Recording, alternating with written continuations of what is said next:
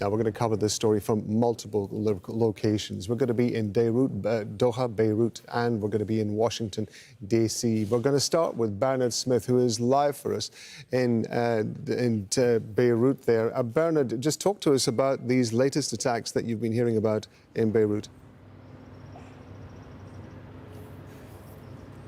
Rob, in the last hour, there was a strike that hit near the Iranian embassy, which is in the southern suburbs of Beirut behind me. You can also see smoke rising from strikes earlier on today as well, earlier on this afternoon.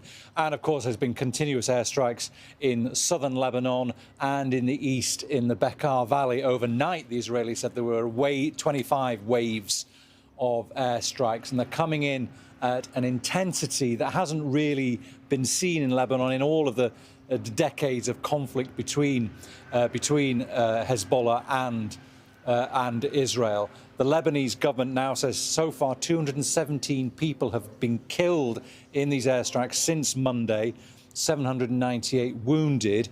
Israel says it's killed 70 Hezbollah fighters, and the Lebanese government doesn't distinguish between fighters and combatants, but the Israelis say 70 Hezbollah fighters. But consider that the most conservative estimates of how many fighters Hezbollah has is something between 20 to 30,000, and consider that a Lebanese security official told the Reuters news agency this is all about ending Hezbollah once and for all. Then you have an idea of how long this might go on for. And Bernard, so many people in Lebanon have had to leave their homes because of this. What kind of support are they getting? Well, the UN is now saying at least 100,000 people have been sheltered, have been put up in shelters so far. That's Imran Riza of the UN. He says it's unprecedented in terms of the scale in Lebanon of the warnings and the displacement of people. And he noted that in 2024, nearly 1 million people were uprooted in the fighting then, and 75 to 80% of them did not go to these official shelters. And he estimates that the same thing is going to happen now. And there's very little the state is able to provide. The UN also says its appeal for Lebanon this year was $1.6 billion, and they've only got 20% of the funds that they've asked for. And the UN says they're much, much worse off in terms of actual funding and material preparedness than they were in 2024. And we've seen people sleeping on the streets, sleeping on the Corniche, sleeping in schools that have been converted into reception centres. But again, people want to know how long they're going to have to do this, the authority to be away from home, and the authorities have not been able to tell them, Rob. OK, well, Iran is continuing its attacks on Gulf nations hosting U.S. troops. In recent hours, several countries have been targeted. These strikes have been happening since the conflict began. Overnight, in Bahrain's capital, Manama, 1 hotel and 2 residential buildings came under attack. In Qatar, an alert was issued warning residents to stay indoors because of what was called an elevated security threat. And in Kuwait, an explosion was reported from an airbase in the south of the country. There have also been reports of interceptions in Saudi Arabia and the UAE. We're going to go to Laura Khan now. She is in Doha for us. So just talk us through the attacks in the Gulf region, first of all, Laura. Well, absolutely. This war has been spilling into the Gulf region and really putting their defences to the test. Only in the past hour, we heard sirens going off on our phones. They're usually very loud. And after that, we usually wait for the familiar boom sounds in the air as many of these missiles coming over from Iran and also drones are intercepted by their own air defence systems. This time, we didn't hear any, and a few minutes later, we received a message, I'm sure much to everyone's relief, that the threat is now over. Only in the past hour as well, we did have a message from Iran's Revolutionary Guards who put out a statement essentially saying that they destroyed some important equipment in Al Udeid Air Base that's hosted by Qatar. They did say that they are aiming only at US assets. Qatar has criticised this, saying absolutely not, you've been attacking civilian and energy infrastructure as well. They said that they had destroyed some. We know that this was under attack in the early hours of the morning. Again, we received these alerts on our phone, heard some booms, and apparently there was a drone attack at Al Udeid Air Base that hosts CENTCOM. This is the US military.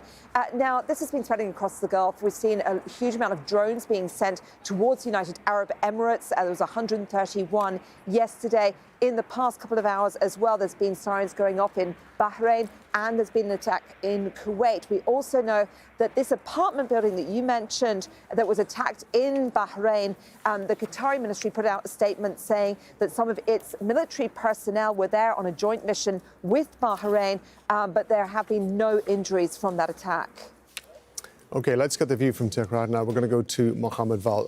First of all, Mohamed, just bring us up to date with the latest strikes that have been happening inside Iran. Rob, just a few minutes ago, we saw smoke rising from at least 3 locations in western Tehran and eastern Tehran, but we have no information about the targets so far.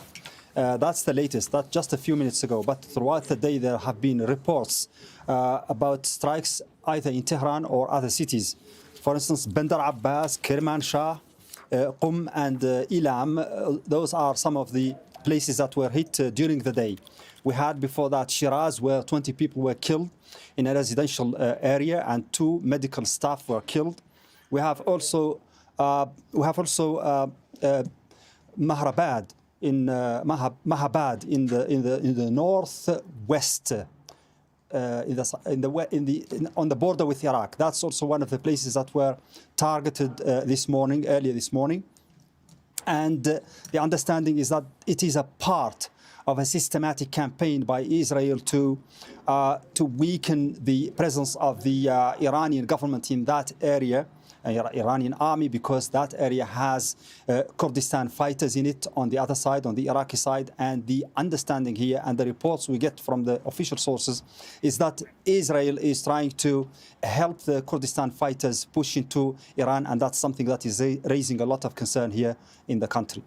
In the meantime, Iran's president apparently saying some countries have initiated some efforts towards mediation. What more do we know about that? The Iranian president has tweeted about this, saying that there are countries that are trying to revive the talks and the mediation and so on, but Iran is not interested in that. Iran is focused on the fight and the resistance against the armies that are trying to invade the country and so on. And that's the same thing that the foreign minister said also yesterday in an interview with an American news outlet, when he said that Iran is not seeking mediation, it's not seeking a ceasefire even, and that it doesn't trust the United States after 2 occasions on which the United States betrayed the negotiations and began a war on Iran when negotiations were going on and when there were prospects for peace deal. So, I mean, this is basically the situation here. The leaders are not even interested in negotiations right now, and they are focusing only on the fight against US and Israel. Well, on Truth Social, US President Donald Trump has repeated that he will not do a deal with Iran. He says there will be no deal with Iran except unconditional surrender. After that and the selection of our great and acceptable leaders, we and many of our wonderful and very brave allies and partners will work tirelessly to bring Iran back from the brink of destruction, making it economically bigger, better and stronger than ever before. Iran will have a great future. Make Iran great again. We're going to bring in our White House correspondent, Kimberly Halkett. Kimberly, communicating via Truth Social once again. Run us through what more that Trump has been saying. Yeah, well, the U.S. president is essentially coalescing his message. What he's been saying is that there is a desire on the part of the U.S. military as well as the Trump administration to destroy Iran's nuclear capabilities. And in the midst of that, there has been now an outright rejection of diplomacy.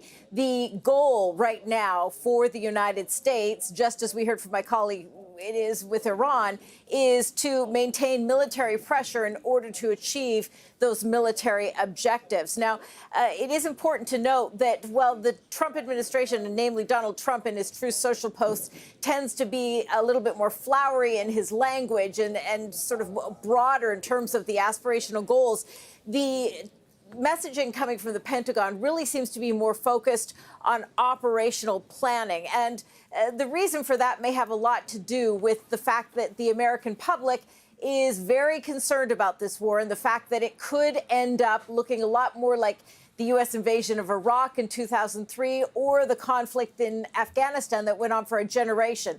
So there has been very careful selection of language, particularly coming out of the Pentagon. But the U.S. president, as you read in that Truth Social post, going so much further, really talking not only about the operation, but also about the goals and aspirations for regime change and a selection of leadership in Iran that the U.S. and its allies would be a part of.